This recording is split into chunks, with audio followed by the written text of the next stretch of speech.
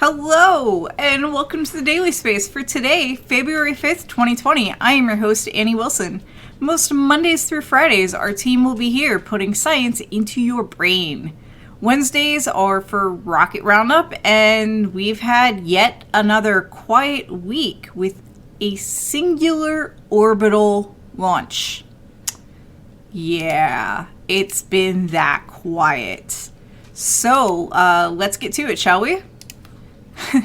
The one and only orbital launch for the week was Rocket Lab's Electron, which launched the Birds of a Feather mission on Friday, January 31st at 2:56 a.m. UTC.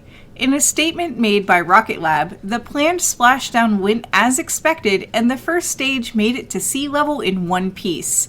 It did disintegrate when it collided with the ocean's surface. Because the payload is essentially a spy satellite and therefore classified, there's very little public information available. Here's what I can tell you. This was the first launch of a National Reconnaissance Office satellite on an Electron rocket, and the very first time that an NRO mission has been launched outside of the United States. This launch had not one, but two logos. The circular logo from Rocket Lab depicts the Mahia coastline with the silhouette of two birds in the foreground. Meanwhile, in the background, an Electron rocket is launching. There are 5 stars in the sky as well as the number 11. The border contains the text NROL 151, Rocket Lab, Birds of a Feather. Those two bird silhouettes are of a kiwi and an eagle, and they represent New Zealand and the United States. The number 11 is literally the number of Electron the number 11 is literally the number of launches Electron has had so far. Stars usually, but not always, usually represent satellites. But I don't think that's the case this time. There's been 48 satellites launched to space on Electron rockets, which is way more than 5. Dave thinks that the 5 stars plus the 11 is a sly way to commemorate the 151 mission number. Another possibility, given the nature of the mission, is that the stars are a reference to 5 eyes, an intelligence alliance between the United States, New Zealand, where this rocket was launched, and the United Kingdom, Australia, and Canada. And the logo from the NRO, according to the NRO, the NROL 151 mission logo is a light-hearted way to wish NROL 151 good fortune and luck on its mission. Front and center is a 6-point stag with a rabbit's foot and fuzzy dice hanging from its antlers.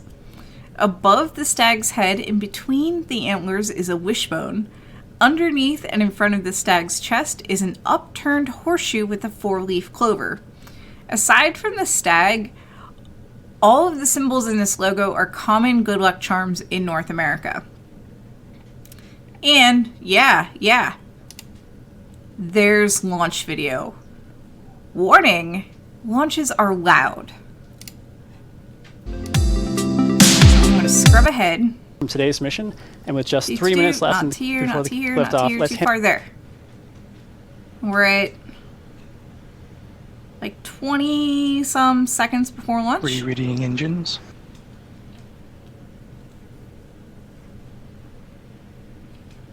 This rocket's not large, by the way. 10, 9, 8, 7, 6, 5, 4, Ignition. 3, 2, 1.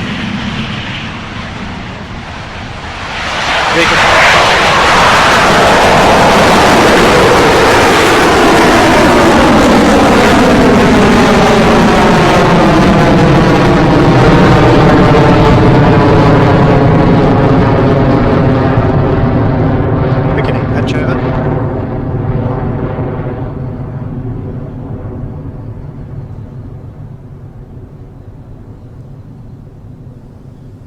There it goes. And we're off the pad. We are Propulsion T plus 35 seconds into flight for the 11th Electron mission. In approximately 30 seconds, the rocket will reach the point of maximum aerodynamic pressure on its way to space. So let's listen in for the call from Mission Control. All right, I'm going to go ahead and stop it here.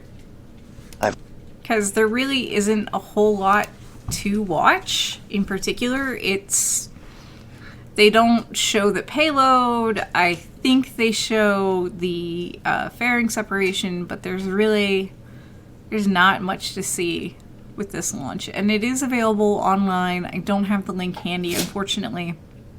So you can watch the whole thing. Or Dr. Pamela hosted this one, so you can go back and watch our video on that. So, now for more satellites, but these ones hitchhiked a ride to orbit. Pictured are NASA astronauts Christina Koch and Jessica Meir. They are posing with the hypergiant SEOPS slingshot deployer, which carried 7 CubeSats on the Cygnus spacecraft's forward hatch for deployment after the cargo ship's departure from the ISS. On another part of the Cygnus were 7 nanoracks, which carried an additional 7 CubeSats. So, Stephen Clark of Spaceflight Now reported that 14 CubeSats were successfully deployed by Cygnus NG-12. The craft departed the space station on January 31st and raised its orbit to a safe altitude to release the satellites. CubeSats are generally really small. They are 10 centimeters by 10 centimeters by 10 centimeters units. That's like 1 unit. If you have something like a 2x3, that means they're 20 centimeters wide, 10 centimeters tall, and 60 centimeters long. For Americans, take a dollar bill, fold it into thirds, unfold 1/3, and that's 10 centimeters, that folded portion of the bill.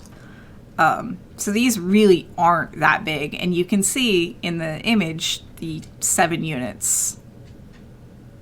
I see 6. There's supposed to be 7. Anyways, I bet you one of those carries more than 1 satellite. So, yeah. To wrap things up, here's the running tally of a few spaceflight statistics I'm tracking for the year. So far this year, there have been 0 toilets burned up in orbit. Right now, there are still 4 toilets in orbit. That number will change soon. There are a total of 143 new satellites in orbit. 129 of these satellites were launched from rockets directly, and there have been 7 orbital launches. 3 have been from China, 2 from the US, 1 from France, and 1 from New Zealand. I'm tracking these by spaceport. So if I were to track it by rocket origin, it would be a little different, but we're just going to stick with spaceport. And now I just realized I left the thing on and this looks terrible. Go me! Go me. Let me fix that for you. Streaming is hard, y'all. Alright, there you go. And because I'm sure it screwed up the other thing that I forgot to fix, let's go back and look at that one logo now that it's not green screened out. I don't know why the NRO chose green for this logo, but there you go. It's all sorts of green. So yeah, that wraps up our news for today. Go ahead and type your questions into chat. While you do that, I'm going to take this opportunity to remind you that this has been a production of PSI, that's Planetary Science Institute. They're a 501c3 nonprofit to explore our solar system and beyond. And then there goes the dash hound. There goes the dash hound. Dash hound is free. We'll turn on doggy cam in a second because, oh boy, is she ready for some bits. Yeah, I know. I'm talking about you. All right, we've got doggy cam back on and bits. All right. They were so good throughout the very short newscast. So let me look through your questions. And make it rain! Thank you for the bits! Coming from someone who does not recall seeing them before. I thought they both looked a little off. Maybe only the face one.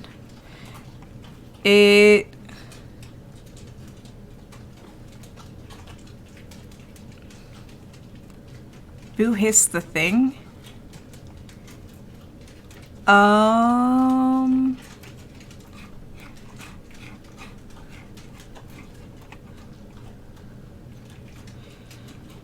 Something about the thing. Okay, so I'm just gonna scroll all the way back.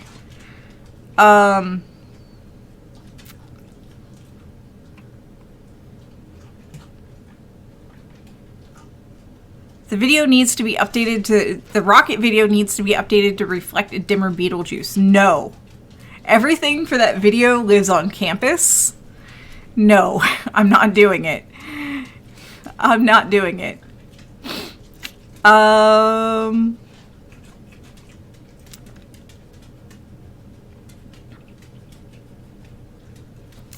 I'm not doing a take 3. I didn't realize I had left the green filter on.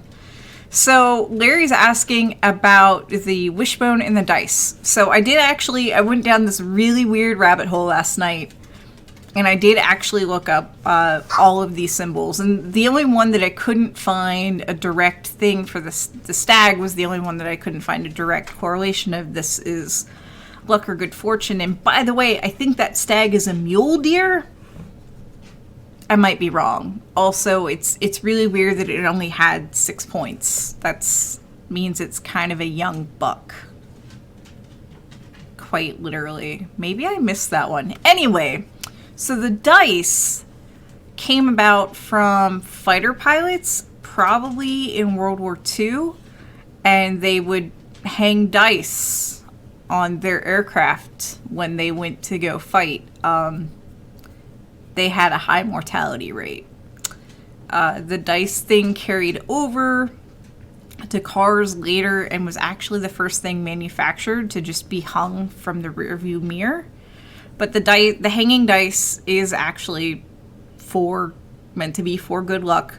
The wishbone historically was kind of for good luck. I forget exactly for the wishbone, because the wishbone's got its whole other complicated thing. We just used at one point for divination. I'm not joking.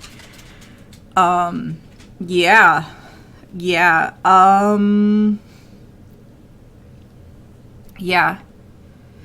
And Refs Matt says upturned horseshoe so the luck doesn't run out. Some people believe that horseshoe should be down to let the luck spill out on the people, but most places in the US you do see it with horseshoe turned up. And what else is on that? Let me look at that real quick. Actually, let me put this up while we're talking about it. Tinker's not going to be happy, but so let me put this up while we're talking about it. So there's the stag, which I think is a mule deer with the 6 points, which means it's kind of young. The wishbone, let me get my pointer in here. Here's the wishbone. It is meant for luck. Here's the dice I was just talking about. The rabbit's foot is common in America and I guess in Europe for luck. And this is where the rabbit hole last night got really weird, because it has to do with, like, now you can just go and get a rabbit's foot and it can be dyed all sorts of colors, but originally, like, the rabbit was supposed to have been killed on, like, all these different conditions, like in a cemetery with the silver bullet. Some people thought the rabbit still had to be alive while the foot was cut off. On a Friday the 13th, under a new moon, under a full moon. Anyways, it essentially comes back to hoodoo and witches, the rabbit's foot. That's where my rabbit hole got really weird last night. Four-leaf clover is pretty common in Europe, or in North America and Europe, I guess, as good luck. That one's, I feel like, pretty self-explanatory. But yeah, the wishbone got a little complicated, and I don't remember. The dice is from, again, fighter pilots. Rabbit's foot is a whole literal rabbit hole on Wikipedia. So that's that one. Let's see, what else is there for questions? Whoosh. Yes, Refs Matt. The next launch is a Soyuz with one web. And that's actually kind of an interesting launch. And we'll talk about it next week because it's... Some websites will have it listed as Roscosmos that's launching it. It's actually a launch partner with Arianespace. This launch partner isn't very, very active. I'm not entirely too sure what their connection with Roscosmos is, but it's essentially... I'm imagining it like the setup we have in Cape Canaveral, where there's several launch pads, and some are just belong to... like SpaceX has their own pad, so I imagine there's this other thing. So, when are they going to catch the rocket? Asked Hanny.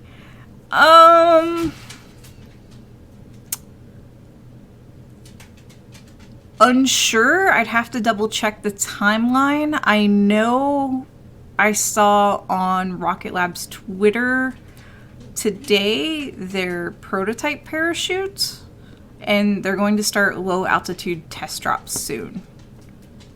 But they're not quite yet. They're not quite ready to catch it. They are doing this very incrementally. So Space Toilet comes out. I'm not quite. It's going to. It's going to burn up in the atmosphere. Veronica asks, why do they always announce Max Q? And as many people point out in the chat, it is the most dangerous part, or mission critical, game over line, failure at that point would be catastrophic. That is when there's the most amount of stress on the rocket, and that's when it could explode. So we're so used to seeing rockets not explode anymore at Max Q that they're like, okay, they're doing this. They also, if it's a liquid fuel engine, that's when they throttle up after they hit Max Q.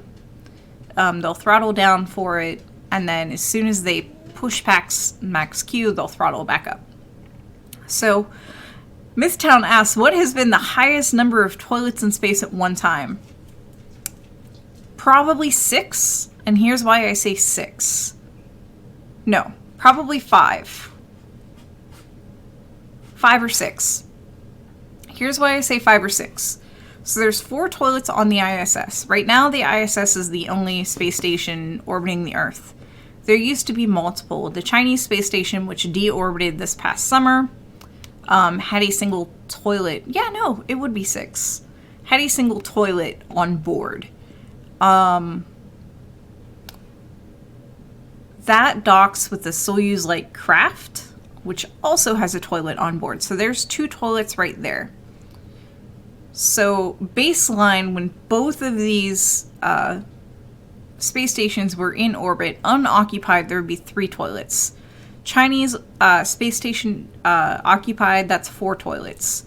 For each 3 people right now on the ISS, there's a Soyuz. So if you have 6 people on Soyuz, there's 2, or 6 people on the ISS, there's 2 Soyuz docked, that's 2 additional toilets. I think there was recently 9 people, so that would have been 3 toilets. But I'm going to go with the safe number of 6. But for the longest time, it was like 5 was the max number, because the Chinese space station's been unoccupied for a really long time. I'd actually have to go back and see when was the point with the most number of space toilets, but yeah. Yeah, so.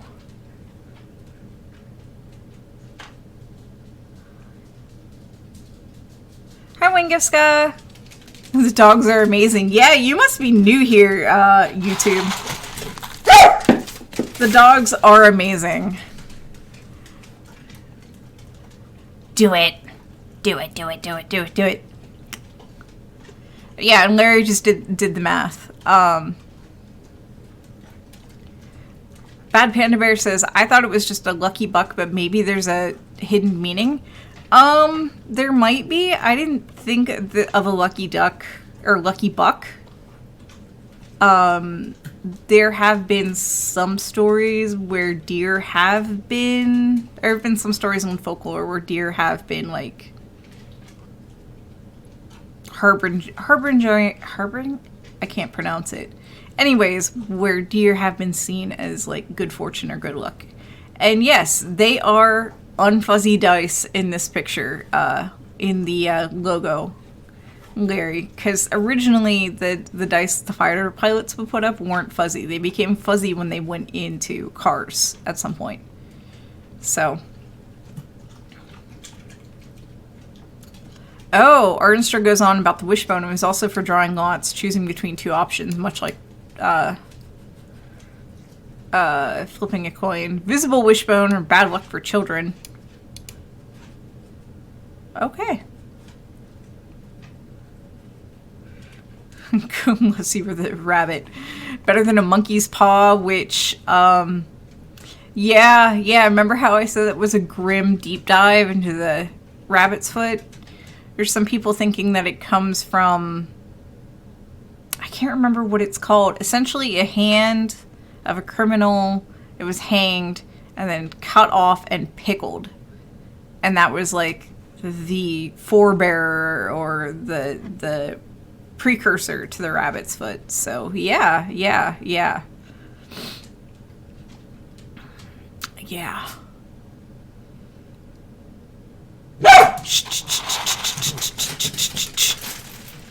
All right.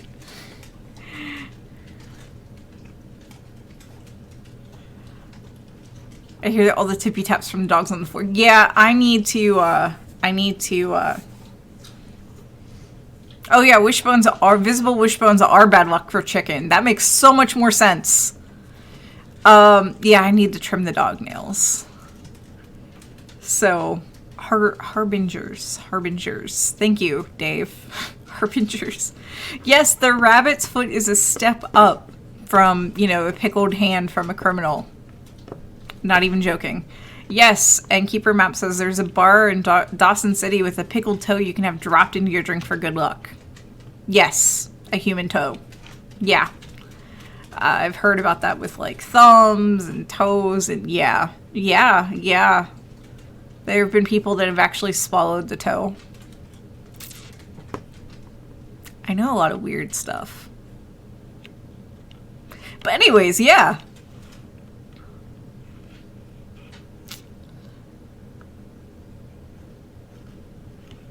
Oh, Trillion adds, in dates before heads-up display, dice on a string would have been a crude altitude or attitude indicator. In a dogfight, you do not want to have to look down at your own instrument panel.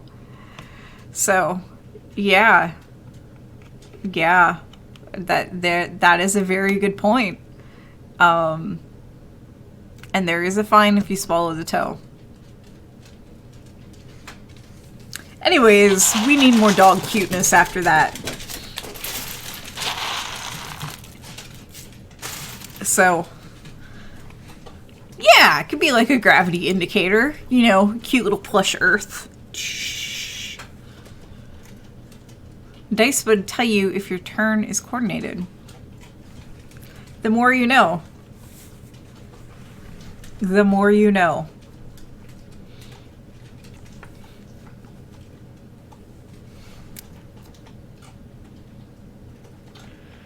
Yeah, I know.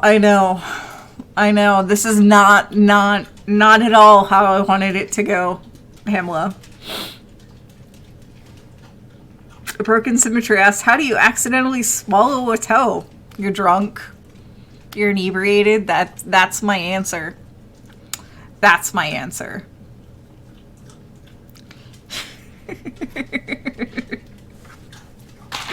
More dog cuteness. Hey, Puck. Tinker's like, I'll bark if he doesn't. Or we'll just have more dog cuteness. Anyway, Planetary Pan asked what the heck did she miss? You don't want to know. You don't want to know. And yes, Dave, I did work that in case you missed that you thought it was a sly way of making it the 151.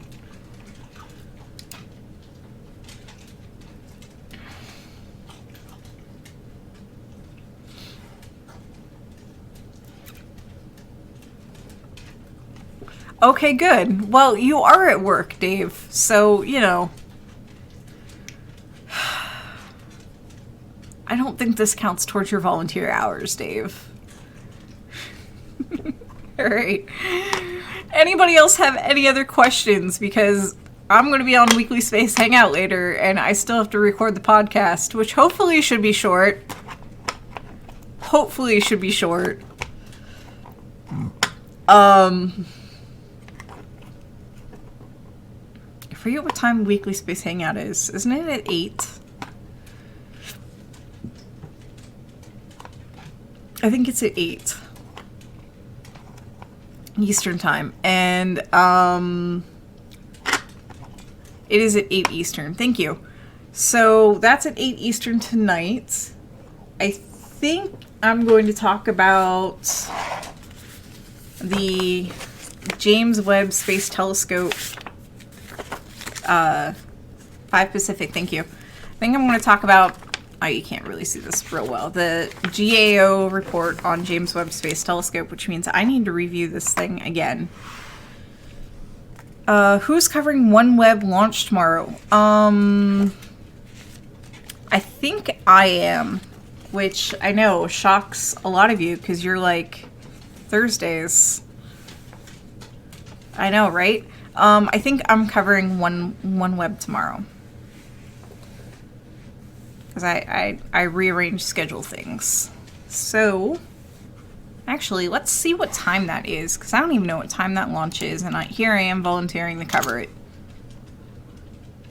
Oh, that's at a pretty decent hour for me tomorrow. Yeah, that's not a problem. So tomorrow at 2142 UTC, so February 6th, 2142 UTC is the Soyuz launch, and they did fix it to Arianespace, of OneWeb from Baikonur. And since it is an Arianespace launch, it probably will be streamed on the Arianespace stream. So yeah, there's going to be live coverage. So yeah, unfortunately it'll be kind of late for a lot of you. Broken Symmetry says, it's okay of you to delay the reading of the report on JWST because, you know, I've already read the report. I need to refresh it. I've also read the report prior to this one. Oh my goodness, y'all. Oh my goodness. But I'm going to save that for later tonight. I'm just going to save that for later tonight. Because, yeah.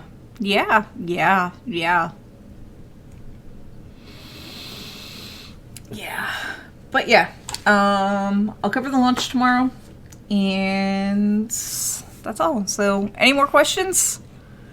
Because I should probably get going, do the thing, and do the other thing, and then the other thing.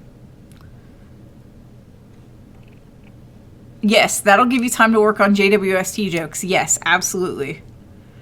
Sneak preview. We covered, okay, y'all, did you miss me covering it last week? Because I totally talked about this last week. Briefly. CRS2 NG13 on Saturday. Oh, look. Oh,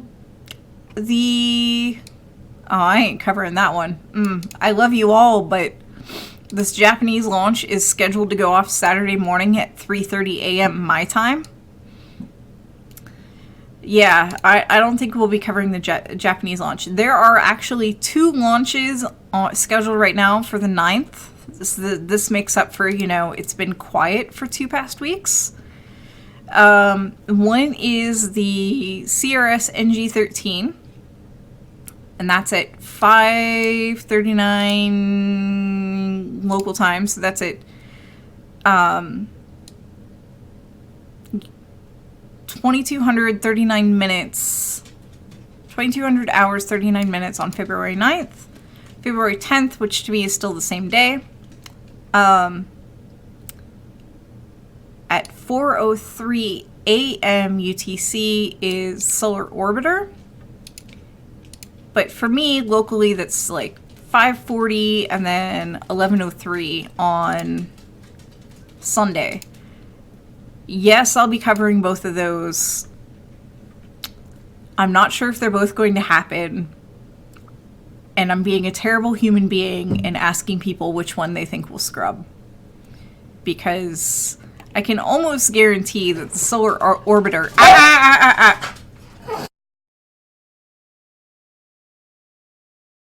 I can almost guarantee the Solar Orbiter is going to launch. I'm not familiar with that launch window, but ISS cargo typically have multiple days which they can launch over, and it's not that big of a deal. So just don't sleep on Saturday. No, that means staying up really late Saturday or Friday night and being half awake while I cover this. I don't know. We'll see. I make no promises for the Japan launch. So, and for those of you wondering where I'm getting my information, I go to Rocket Launch Live. It is at least one person. Oh, you were spammy. The message was JWST launch, Antissa, lots of periods, patient. Oh, it has a 2-hour launch window. Gotcha. Wait, what?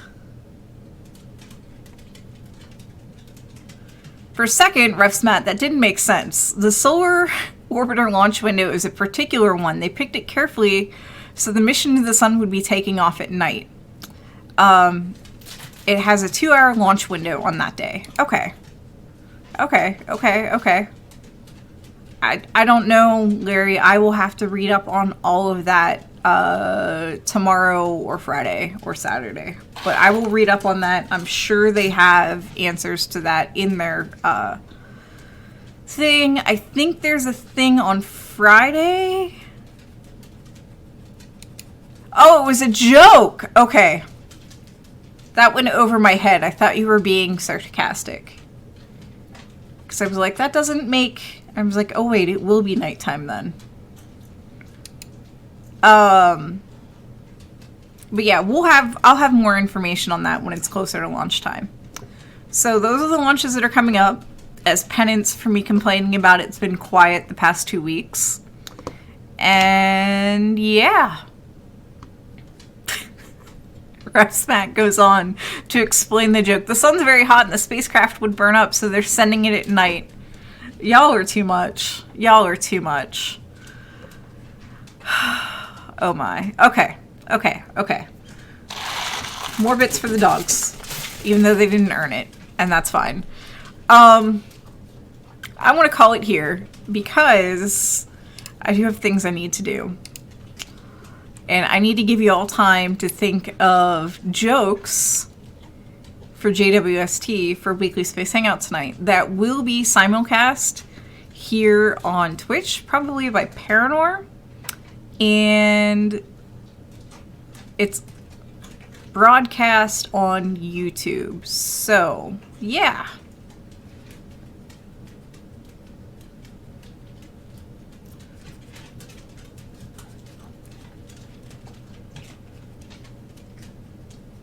I was going to say, you already shared that link, Pamela.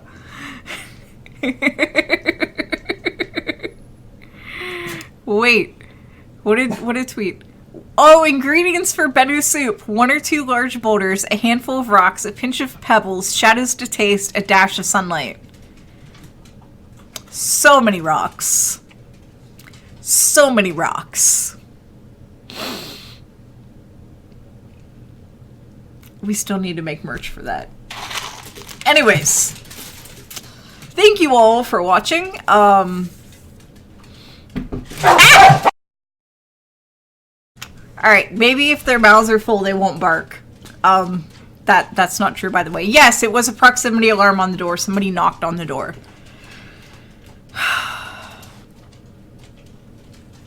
Because the delivery people, when they deliver packages, knock on the door.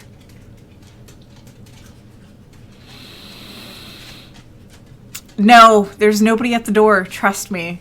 It was a package delivery. Anyway, that's all. That was a bit too much excitement. Thank you, everybody, for tuning in. Today's script was written by myself and Dave Bullard, and it better not have been a porch pirate. Today's script was written by myself and Dave Bullard. Our producer is Susie Murph. Our fearless leader is Dr. Pamela Gay. This is a production of Planetary Science Institute. That's PSI, 501c3 nonprofit.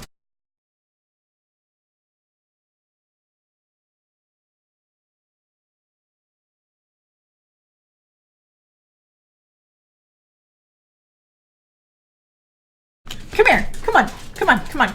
You're gonna help me with this. All right.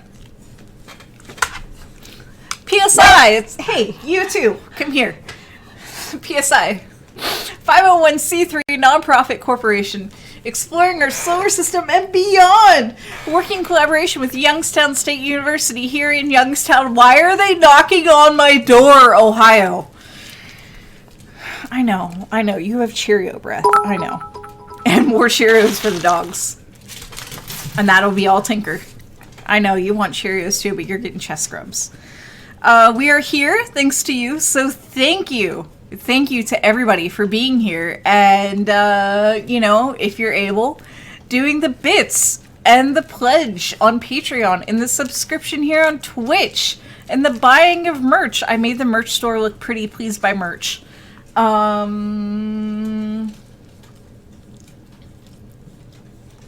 Sorry, I'm thinking. And if you can't afford to do any of that, that's fine. That's fine. Follows are free. Subscribing to our YouTube is free. Telling your friends, families, and enemies about us are free. And yeah, if you ever miss an episode, we archive everything for better or worse on YouTube. Are you alright, buddy?